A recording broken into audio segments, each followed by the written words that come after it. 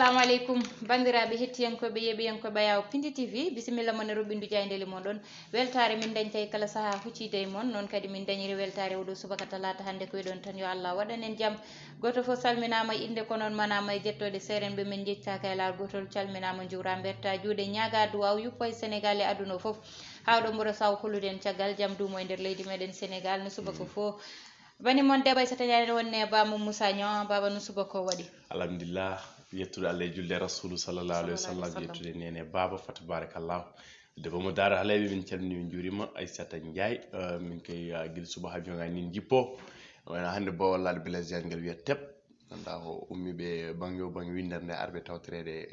uddiral oɗo Aissata Ndiaye noon tigui en jetti Allah e deuxième numéro de la semaine noon tigui Moussa Niang ko ɓuuri tengtude hande ko noon tigui guddital ganduɗa ko ngal dingiral pattam lammi walla on bijou ene wayno ganduɗa kaya guddiral oɗon stade Aissata Ndiaye yoge jayde leydi Sénégal ko kan tigui ɓuuri dawde vox populi uddisidama ɓe mbi ko le Sénégal offre sa teranga à la planète du foot teddungal wonande de ganduɗa kaya ɓen kala ummortoɓe fannuji ɗi kala walla mbiyen ummortoɓe ganduɗa koye nder johli dunde baba adama aroɓe hawride guddital oɗon stade ha tenti tagui e ɓen haraleɓe football ɓurɓe mantinade ɓurɓe kadi ganduɗa ko andede e nder Afrique kañumen kala ma kawruɗo Aissata Ndiaye ene wayno di ganduɗa kaya ko diɗɗal yimɓe tijja walla mbiyen ɗamina to ganduɗa kaya jamñajo kona ɗum ko natal maire sortant mo Guédiawaye miñum hoorejo leydi ne wiyete ko Aliou Sall ɓe mbi ko heɓinima gam kay hebde oɗon Ahmed Aïdara e wondude ganduɗa kaɗon landa mum yeewi askan wi ko à partir d'aujourd'hui ils auront en face on Aliou Sall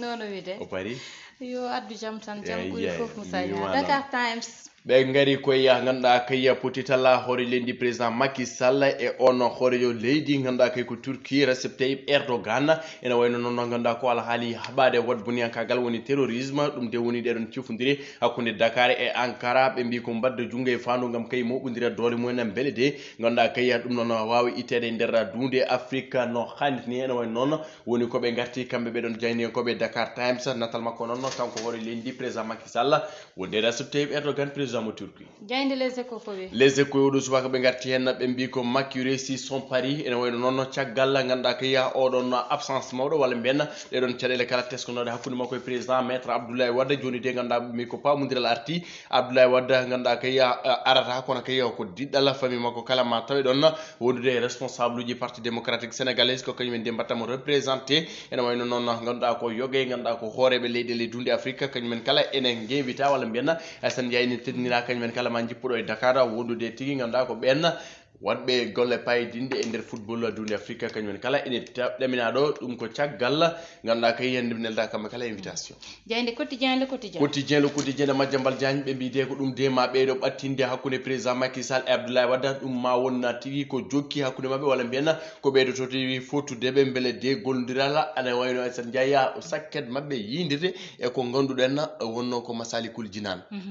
ngol ɗo noon fonno wattude ɗiɗoɓol kono maître Abdoulaye Wade arta hande ma délégation makko timmuɗo ma ara ɓe mbi ko les 3 saisons d'une entente ha joni de ganduɗa kene jokki alhaali hakkude maître Abdoulaye Wade e on ganduɗa kay ko président Macky Sall ene wayno to hello mabɓe ɗiɗaɓo kamɓe ɓeɗon jeynenkoɓe le quotidien ɓe gatti kaɗon lana yu ko to Kayar yimɓe jeeɗi to goni min jeeya ɗum ne musi Moussa Niang aɗa andi maître Abdoulaye wasde moarde no famni saabu mangu ari Moussa Niang saabu duuɓi 90 ko rewi ko mangu tigui jayni gendire le soleil national natal Recep Tayyip Erdogan président mo Turquie wonde président Macky Sall e secteur aji ganduɗa tigui ɗeɗon cifodiri oɗon partenariat hakkude Sénégal e leydi Turquie wonande toɓɓe joyya akkoraji joyyi ɓe cifodiri ɗum kamɓe ɓeɗon hooreɓe ɗiɗo leyɗele ko wayno fannu ganduɗa koye taaridi fannu industrie kono kay fannu finata woni culture yaha ngara woni transport e kuɓɓam woni énergie Aissata Ndiaye ɓe cifodiri ɗum noon ha tenti tigui ganduɗa koye faggudu woni commerce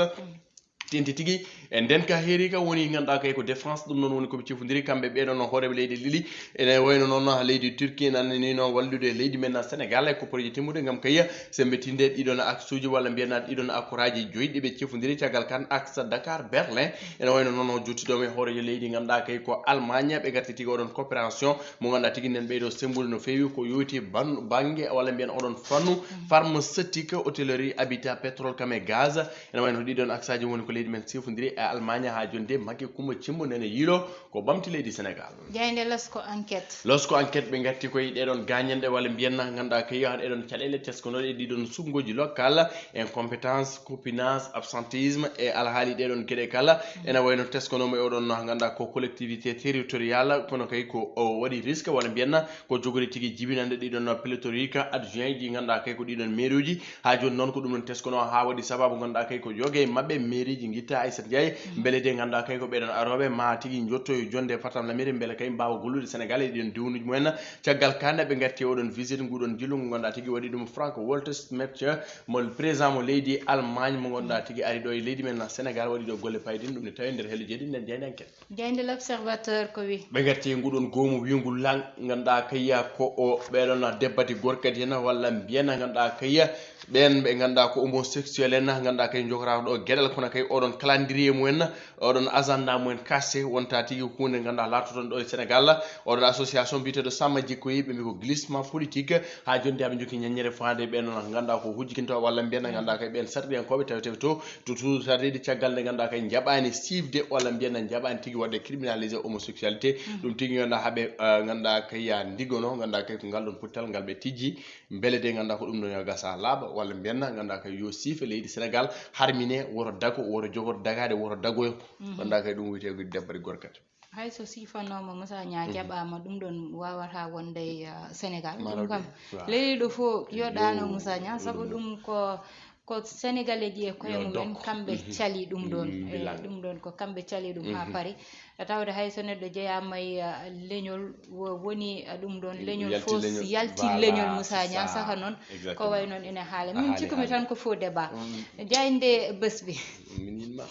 Vesbi le jour Diayne Mamoudou Ibra Kane nde arti koye oɗon inauguration stade Aissata Ndiaye stade Abdoulaye Wade hande tigui latoto ɗum noon nattaɗo stade du Sénégal stade maître Abdoulaye Wade jour de baptême hande tigui woni ko innere so haaji de jomiraɗo subahanahu wa taala ene wayno ganduɗa kay ko hooreɓe leydi l'Afrique kañumen kala ma garra wayno sportif en ganduɗa kay fadnagankoɓe coftal ɓalli kono kay Aissata Ndiaye ene wayno kala naalanke dillo micro ɗo e nder ganduɗa ko Sénégal ma tawi to jamñajo hande ñalawma kono kay oɗo match de gala wondude El Hadji Diouf en kalde fadiga en ko kamɓe petite Samuel Eto'o en Didier Drogba en ko hande keyiɗo jogoro won on match maɓe jayde stade udditama jaydi stade ɓe gatti oɗon inauguration stade maître Abdoulaye Wade hande ɗon ganduɗa kay ko sanga oɗo waktu tigui uddite kono kay man gartuten Aissata Ndiaye image uji pattam lamiji kono kay ngal ɗon puttal jogoro wadde hakkude Drogba en Henri Camara en ɗum ko hande jogoro wonde ɓe mbi ko plus de star kala ganduɗa ko naneteɗo walla jiireɗo e nder dunde Afrique ma jippuɗo e Dakar e oɗo ñalawma hande kono kay en jejjitani oɗon Champions League hande 8e de finale Edouard Mendy ko kañum tigui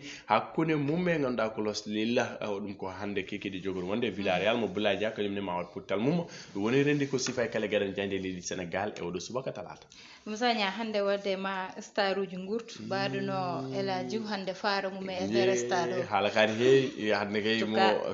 ndaw faaro hande kay haala kadi heewi en tout cas Moussa Nia nan ɗon kadi en uddide hello wongo ko salminde tan nene amen yumen noni nen lelɗo si yummum Piindi TV toon to diwan mo français ɓiyum Matel si kono kadi noon min calminirta tigui nene amen sohna Hadi Gueye toon to diwan mo France ɗum noon e Mayram Mbodj kañum ne toon to diwan mo français kadi Maynum Mbodj ha joni e tan famille o foof calminama jurama Moussa Nia toon to ganduɗa kañum woni diwan mo France sabu ko yimɓe ɓe ganduɗa saaha foof nani jeeɓa so jiyani gonda e jakede Moussa Nia te ɗum ɗon minen min ngala jobdi mabɓe ko jarnuɗeɓe tan e saaha foof e wiide yo Allah junnu darde mabɓe Moussa Nia ko noon gudditirten hello meɗen wongo faade tan Moussa Nia haali joni joni e cuuɗari ganduɗa Sénégal ne jogui ɗum woni tan ko uddite hande woni stade oɗo abi poɗɗo wiyede stade maître Abdoulaye Wade oɗon stade noon Moussa Nia hanki en kaali ɗum amo handi hen e nde ɗon inde kono kadi ko ɓuuri hen dañde fayida woni Moussa Nia ko o teddinirama ɗum guila amo wuuri o teddinirama ɗum guila amo tawa guila koreji makko ne tawati ɗum ɗon koko waɗi fayida Moussa Nia kono kadi leyɗele woɗɓe ɓe ganduɗa nodditama hen Erdogan ene fattino arde saabu ne anda stade o mahi ɗum Moussa Nia ko Turki ji mahi ɗum noon ene jeeya ko saabi gardiɗo leydi ndi wimo yo aro tawtore ko way noon woɗɓe woɗɓe nodditama haali joni match mo gandani foti dañde toon e ancien joueur uji ɗi eɓe ganduɗa tan ko